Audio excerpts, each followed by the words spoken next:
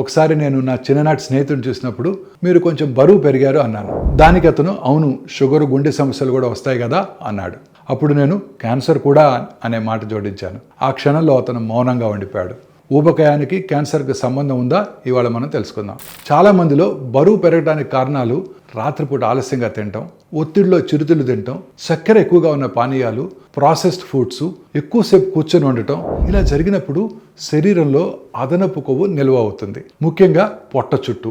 ఈ పొట్ట చుట్టూ ఉండే కొవ్వు సాధారణమైనది కాదు. ఇది ఇన్సులిన్ స్థాయిలను ఎక్కువగా పెంచుతుంది, శరీరంలో ఇన్ఫ్లమేషన్ అంటే వాపును పెంచుతుంది, హార్మోన్స్ సమతుల్యతను చెడగొడుతుంది.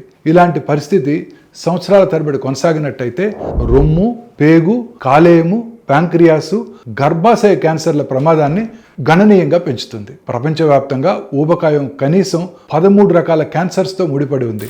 భారతదేశంలో జీవనశైలి మార్పులతో పాటు ఈ సమస్య కూడా వేగంగా పెరుగుతోంది. కొన్ని ఆహారాలను పూర్తిగా మానేయాల్సిన అవసరం లేదు, చిన్న చిన్న నిరంతర మార్పులే సరిపోతాయి. ఇంట్లో వండిన ఆహారం తినటం, కొంచెం కొంచెంగా కదులుతూ ఉండటం, నడక లేదా వ్యాయామము, 7 నుంచి 8 గంటల మంచి నిద్ర, ఇవి మీ జీర్ణక్రియను ఆరోగ్యంగా ఉంచుతాయి, దీర్ఘకాలంలో క్యాన్సర్ ప్రమాదాన్ని తగ్గిస్తాయి. సో ఇప్పుడే మొదలు పెట్టండి. మీ శరీరం మీకు కృతజ్ఞతలు చెబుతుంది.